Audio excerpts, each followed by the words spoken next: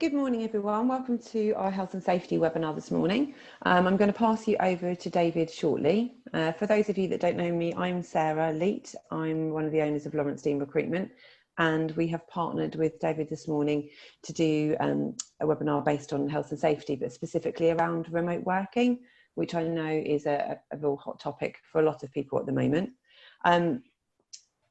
In terms of how today will run, it will probably be for about 45 minutes in total. We'll go through the presentation and then have the opportunity to ask any questions at the end. To keep it as easy as possible, if anyone does have questions, please ask them as they go. But if you could use the chat function and send a message specifically to me, Sarah Leet, and then I'll go through that with David at the end. So I will pass you over to David and he's going to go through this morning's session. Thank you.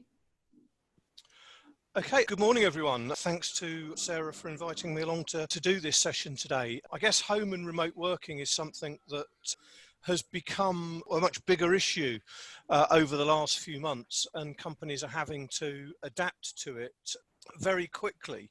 I know a number of people that have changed from doing their regular commuting session into London to working from home, and they find it very, very useful to be able to stay at home and do the working. So there can be advantages. What we're going to go through today is just some of the things that an employer needs to be thinking about when setting up home working. So some contact details at the front, those come up again at the end. If you do have any questions afterwards or need any advice, then just let me know.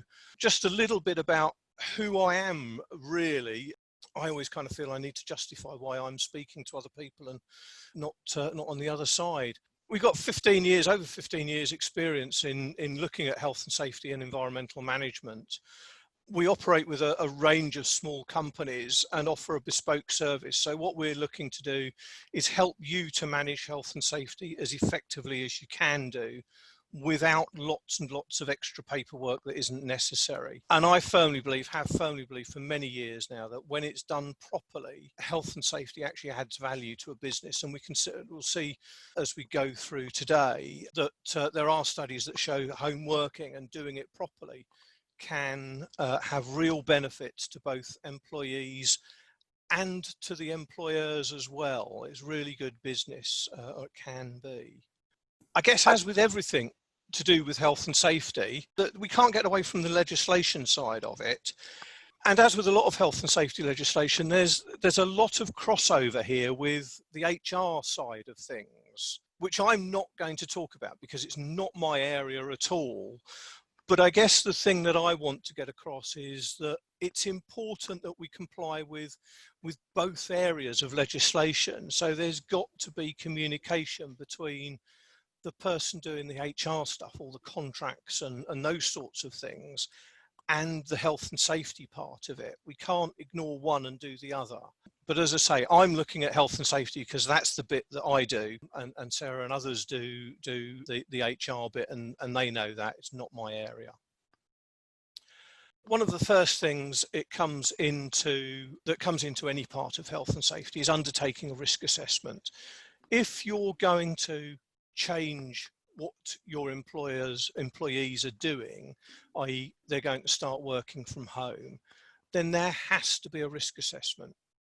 We need to make sure that we identify any particular hazards that arise as a result of working at home. And we need to make sure that those hazards are controlled so far as reasonably practicable. Now, this doesn't mean that you have to take control as an employer of your employees' home.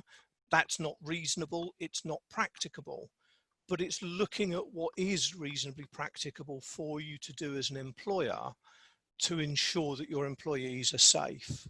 Yeah. We need to make sure that employer liability insurance allows for people working from home. When your employees are working, they are still employees and need to be covered by that insurance. If there is an incident relating to them working at home, then they will be able to make that civil claim. And if your insurance doesn't cover you, then you not only commit the offence of not having the correct insurance, but you also run the risk of having to pay out that compensation from your funds, your company funds. Yeah.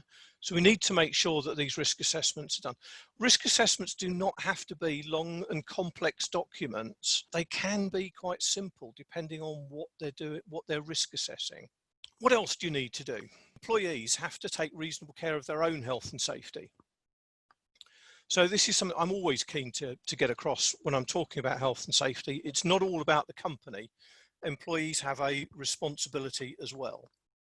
So we need to ensure that employees are following work instructions and that they actually report any hazards to you as the employer if you haven't already covered those. So if something changes, then the duty is on them to actually report that to you, and then for the employer to actually address that and put in those suitable controls. Just for anyone that's particularly interested, this is Section 7 of the Health and Safety at Work Act, which primarily covers this, but we're not going to go into lots and lots of legislation this morning. Employees also have a duty not to interfere or misuse anything that's provided in the interest of health and safety. So that means any equipment that you provide to them for managing health and safety, which could be something as simple as an office chair. In a normal office environment, it's things like fire doors, fire extinguishers that often get misused, but it could be anything provided for health and safety. And we need to ensure that our employees know that they actually have a duty as well. It's not just about the employer. So we wouldn't go into lots of legislation. I am just going to flash this up really. I'm not going to go through all of those pieces of legislation, but you can see that there are a number of pieces of legislation that affect those working at home. The other thing, the important thing I think from that slide particularly, is to remember that when you have people working at home, HSE inspectors and environmental health officers then have a right of entry into domestic premises to look at anything that gives concern around working from home. So if a neighbour or somebody like that says that there's an issue, that they've been round to friends and they're concerned about how they're working, and they report that to the local authority or to the HSE, in most cases it's going to be the local authority, the environmental health officers, but there may be occasions when it might be down to the HSE. They actually have a right of entry at that point to come in and check what's happening. Yeah. So that's all I wanted to cover on the legislation, really. I'm not, as I say, I'm not the actual legislation, the management of health and safety at work regulations, etc. I've put up there just to reinforce the fact that there is legislation. This is not just about being a good thing to do, but there is legislation that requires employers to undertake certain things. I guess the other thing to say about at this point is that while I guess the vast majority of people that have moved from working in an office to working at home will be doing office type activities, working at home could be almost anything. So it could be people putting flyers into envelopes for posting. It could be people doing sewing or clothing, making clothes, or anything like that. So it's not just office work that this applies to. It's anything where an employee is working at home. And you can see some of that legislation would come in with some of those other tasks. Yeah. So that's the bit on sort of legal. So I'll sort of move on to some of the things that we need to be thinking about. And one of the first things is employee well-being, and I think certainly within the health and safety world, this is an area that's getting a lot of attention now, moving away from simply looking at putting guards on machines or providing equipment to actually looking at the person as an individual and how we can help look after that person. So it doesn't suit everyone to work at home. I've been working at home in a home office for about 14 years now, nearly 15 years. Generally, it works well for me, but I have to say there are days when I struggle. My wife works at home as well. Because she's part of a big organisation, there's a bit more structure there. I think she finds that a little bit easier. There's always meetings for her, so there's a structure around her day. Some of the things that we need to look for really is that they can be self-motivated and disciplined. They've got the discipline to get up in the morning and get on with that work without having that direct supervision. Some people are not going to be able to do that, and some people will really struggle. And as managers, as organisations, we need to take account of that, and we need to understand if people are struggling to have that self-discipline. It can be difficult for the employer to coordinate and manage the work, depending on the sort of things that you're doing. It may be more difficult to look at that and to keep that workflow moving in the same sort of manner that it would do if everyone was under the same roof. We need to be aware that people are going to be more isolated. An awful lot of us spend a lot of time at work, and there is a social element to work as well, and we potentially lose that. So thinking about how you can actually get that social element into work when people are working at home. And I've seen things like people having, even over Zoom, they'll have, while we've been in isolation, in lockdown, companies having a specific time to say, let's just have a social. Grab a drink and we'll just chat, not about work, but we'll just have a chat, we'll just see what's going on. Different things will work for different companies, but it's something to consider. The other thing there is perhaps linked to that is that separation of work and home life.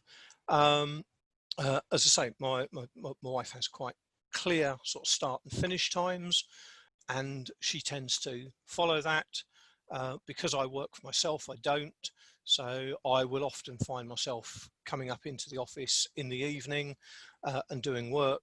And it can be that your work life just flows into your home life and you never actually get a break from it. And it is important to get a break. So it's important to actually switch off the computer completely, put the work mobile down and just say, do you know what, I've finished work for the day. And it's important for managers to actually understand that and not be expecting replies to emails and messages at 9 o'clock at night. Just as a bit of background, there was a survey in 2016 by Vodafone, and they published a survey called Flexible Friend or Foe.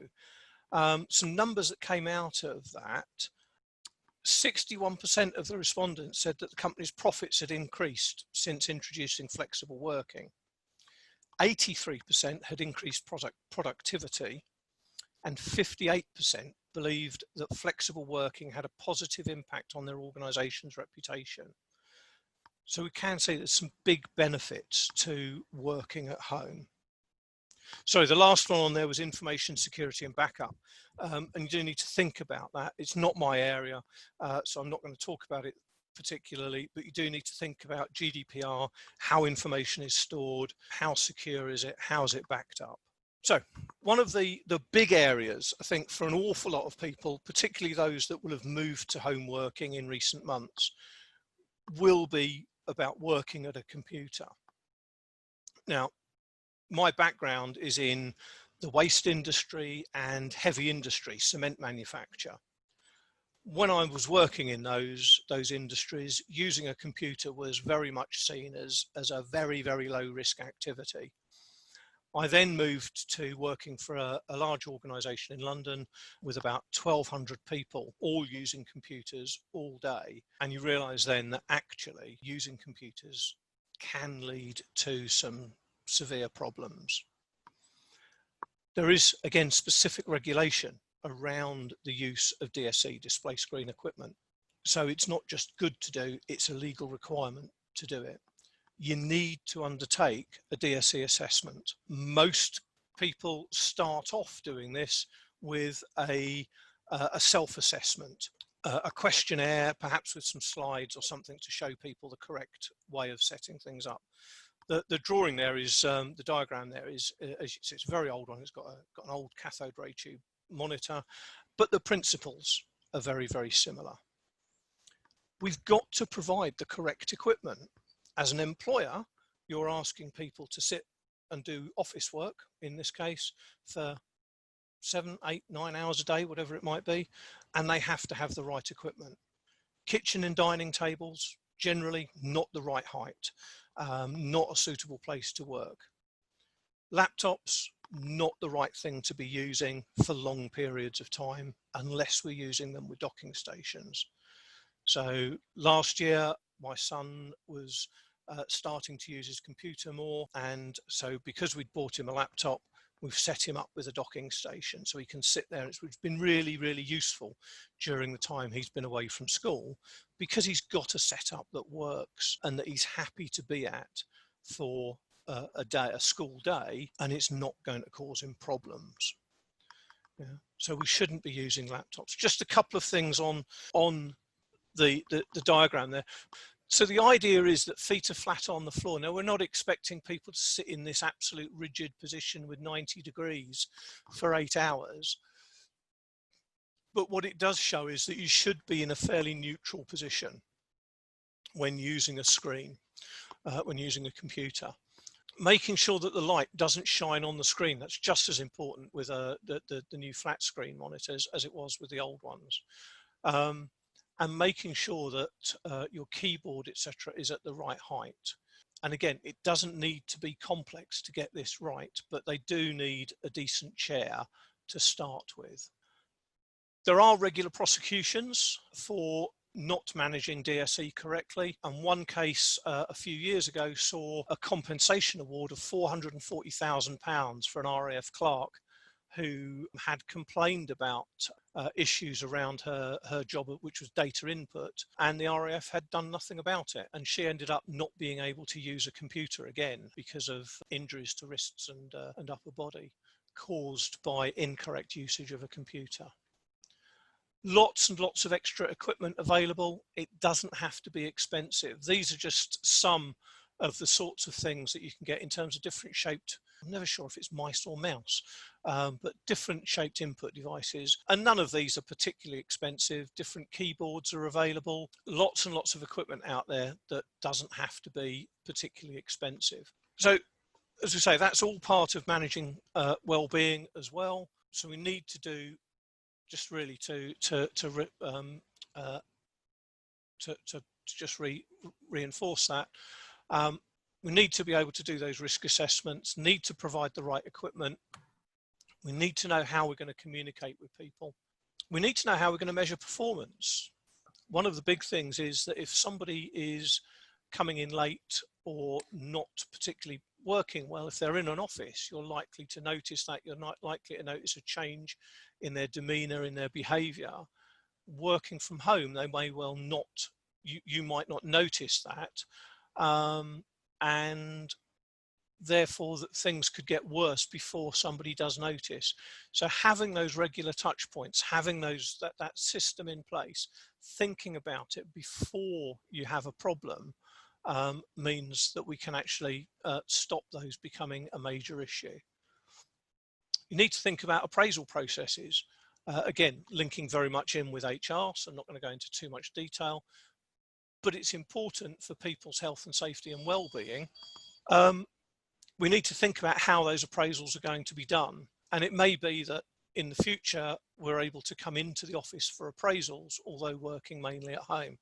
But again, making sure people actually understand that that's what's going to be expected of them. Another issue that we need to be thinking about, which changes when we work from home, is safeguarding for children. If we're doing meetings being conducted in the house, so if you've got clients coming round, where are those meetings going to happen? What's going to happen with children, particularly at the moment? We're moving into summer holidays. Kids haven't been at school for several months. If the children are at home, are there any issues around that and around people coming into the house? Who's going to look after the children while people are working from home? It's very often the case that temporarily, just for a day or two, someone will take a day working at home while the child is ill, which is fine, but we recognise that as a temporary situation. If we're moving to a more permanent situation, parents may be tempted not to have their children in childcare and after school clubs, etc., and have them come home to save money, to have more contact with them. But do they need supervising? That will be different for everyone, depending on the age and the maturity of the children and the setup in which they're living. If you're using equipment, how's that going to be maintained? How are we going to make sure that children don't have access to equipment that might be dangerous for children to be near? And the last point there is when we're having our Zoom or our Microsoft Teams meetings, where do those cameras point? What's in the background? We've all seen some of the news interviews where somebody's being interviewed, and I think there was one the other day that got a lot of comment because it wasn't handled very well. I think it was on Sky. A child comes in asking for a biscuit, and the main presenter went, "Oh, we'll leave this because she can't cope," kind of thing. Well, that's not good for anyone, but also we need to think about if children are in there and if there's any sort of inappropriate images being shown. So we just need, again, it's not something that's particularly difficult, but you need to set those standards as an employer as to what you expect if you are doing remote video meetings. Traveling is another thing that we need to think about, both lone working and insurance. So if people are traveling from home, then as an employer, how do you know where they are? How do they contact somebody in an emergency? There is a tendency these days to think, oh, well, everyone's got a mobile phone, so that's problem solved. But it may not be. Not everywhere has mobile phone reception. Not everyone keeps their phone on 24/7. Do managers turn their phones off when they're in meetings? What happens if they've got somebody out working alone while they're in a meeting? Who's that person going to contact? It's just something that needs to be thought about. And there are lots and lots of different ways of looking at that. There are technological answers to that in terms of apps that people can use, equipment that people can have to contact. It's about looking at that as part of our risk assessment. Do you know as an employer that your people are back safe at home at the end of the working day? You'd know if they came into the office and then went home, but if they're working remotely, you may not know that. We need to make sure that if they are traveling and using a vehicle, do they have business insurance? Most insurance allows for commuting to and from the same place of work. If that place of work has now become someone's home and they're traveling to other offices or to other employees' homes, then their insurance will not cover them for that. And it's an offence by the driver of the vehicle if they're not insured. They can have their vehicle seized, and there are points. So it's a serious offence, and police will enforce it. And obviously, if they have an accident, then it becomes even worse. So as an employer, we've got to make sure that our employees understand that and that we've seen evidence of that insurance. So we know that they're covered by their insurance.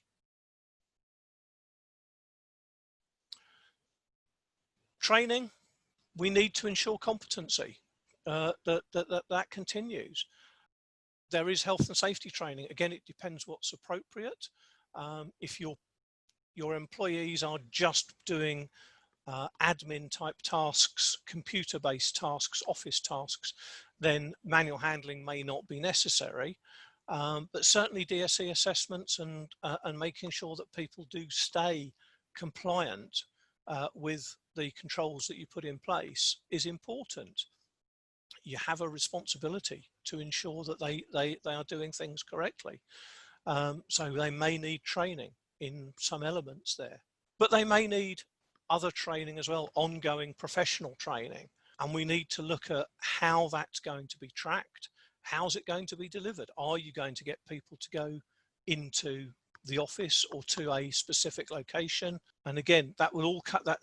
Remember what I said at the beginning about this fitting into HR legislation as well. There's a lot of crossover there in terms of what their contracts require of them. And we need to make sure that those are complementing each other and not contradicting each other. We need to look at how training will be tracked. How are you going to know what training people have done? If we're doing online training, is there, excuse me, is there a central system of actually tracking that training? So I think those are the main things there. We finished a little bit earlier than expected, but that's quite good because I'm hoping there are going to be some questions really. So any questions? There have been a few that have come through, David. So Jenny has asked, I suppose, in terms of what you've put forward, what she's really said is, are the obligations different if somebody is working kind of dual, so part from home, part in an office? So if they're part based in an office, part based at home, is there any difference in the obligations in terms of things like insurance and DSE? No, you've got to cover everything that you've got to cover at home and in the office. So essentially, you've got the duties where they're working at home and where they're working in the office. The thing to bear in mind is that it's got to be reasonably practicable. So if somebody is working at home one day a month, then what you'd be required to put in would be less than if they're working from home 50% of the time. And there's nothing in legislation to say at 51% it changes or anything like that. It's about making a judgment. Is what you're doing reasonably practicable? Does it control the risks, the hazards, so far as reasonably practicable? Okay. And that's a judgment call. But fundamentally, employers have to keep employees safe so far as reasonably practicable at home and in the office if they're working in both locations. Okay, brilliant. Another question that came through was around insurance. You mentioned at the beginning about making sure they have, not in terms of vehicle, but in terms of home insurance. And one of the questions was, what specific bits do they have, or should an employer have cover for? Should make sure the employee have. Well, there's a couple of things there. So there's the employer's liability insurance, which is the employer's duty to make sure that covers the employer for people working at home. But there's also the responsibility of the employee, the homeowner, to have informed their insurance company that they are working at home. Most insurance companies that I've spoken to over the years won't have a problem with it, but it depends on what you're doing. So if you're suddenly bringing in, and again, we focus very much here on sort of office type work, but for instance, if you had somebody that was working from home where they were having large amounts of goods delivered to their home and they were repackaging those and sending them out, well, that might, in an insurer's view, that might increase the risk of theft, so increased risk of burglary, because there's obviously lots of goods around that could be stolen. It could potentially increase the risk of fire, depending on what those goods are. So in some cases, insurers will take a view that the activities you're doing from home are actually increasing the risk of fire, burglary, etc., and will want an extra premium. And one of the things that has to be decided, of course, in that case is who's going to pay that. Is that going to be the employer or is it going to be the employee? As far as I'm aware, there's no hard and fast rule on that. That's down to an agreement between the two. But the important thing is to make sure that your insurance company understands what's going on and they're happy with those activities. Okay, brilliant, thank you. I've got a couple more questions, but if anyone has anything else, just a reminder to just send a message on the chat function, and I'll pick that up with David if you send it to Sarah Leet, and I'll mention that to him. The other question that came through from Jackie was around the self-assessment, and you mentioned slides. So she's asked, is it enough or is it adequate enough for it to ask an employee to do a self-assessment if you are making sure they're aware of how to do it, rather than actually having somebody come into their home and observe that they've done it correctly? Yes, generally what most companies will do, and what I do with most of my clients, is the initial assessment is a self-assessment, providing we've got to provide the individual with some information. So if we're asking them, is their chair appropriate, then we've got to tell them what an appropriate chair is. We've got to give them something like the diagram there that shows how a workstation should be set up, what right looks like. But providing we're doing that, then the initial assessment can be a self-assessment. What I generally say though is if somebody comes back with a concern, then we need somebody to talk to them. Now that could be the manager if they're happy to do that, and if they're happy they understand things. It may be that for some people that have got pre-existing conditions, back conditions, neck conditions, etc., that actually we do need somebody to go into the home and look in more detail at what they're doing and the equipment they've got. But for most people, if we're providing a proper desk and a proper chair, if they've got a laptop, we're providing docking stations, then for most people, most of the time, they're going to be able to set those up correctly without somebody coming in, as long as they've got that information. Okay, brilliant. And then the last question that came through was, you mentioned the kitchen table isn't generally the right height. If we're offering people like a table, chair, like you said, docking station, is it acceptable that that can still be in like a communal area as opposed to a separate room? Yes, it can be. And again, this will come down very much to the individual's personal circumstances. What we need to be sure of is that they can, so from a health and safety point of view, we're looking at, can they sit comfortably and properly without causing problems such as carpal tunnel syndrome and other soft tissue injuries. But of course you do, from an employer's point of view, there are other considerations. So depending on what they're working on, do you want everybody in the household to be able to see what they're working on?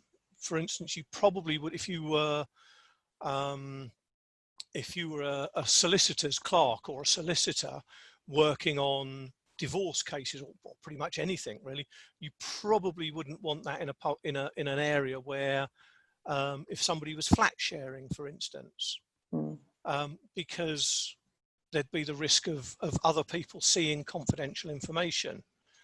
You've also got the issue that if it is in an open area and there are other people about during the working day, is the individual going to get distracted? So it's looking at all those sorts of things as to whether it's appropriate and whether it's sensible for that individual to work at home. It's not going to suit everybody, and some people are going to struggle, particularly if they're in small flats or if they're sharing properties with a number of other adults. Okay, brilliant. Thank you, David. That was really good. There's no other questions, so thank you very much this morning. Thanks for attending, everybody. I will send an email round afterwards with a handout David's kindly produced with just some key points from today. And if you've got any questions, then feel free to reach out to either of us. Thank you very much. Brilliant. Thank you very much, Sarah. And thank you, everyone, for listening. Bye-bye. Bye.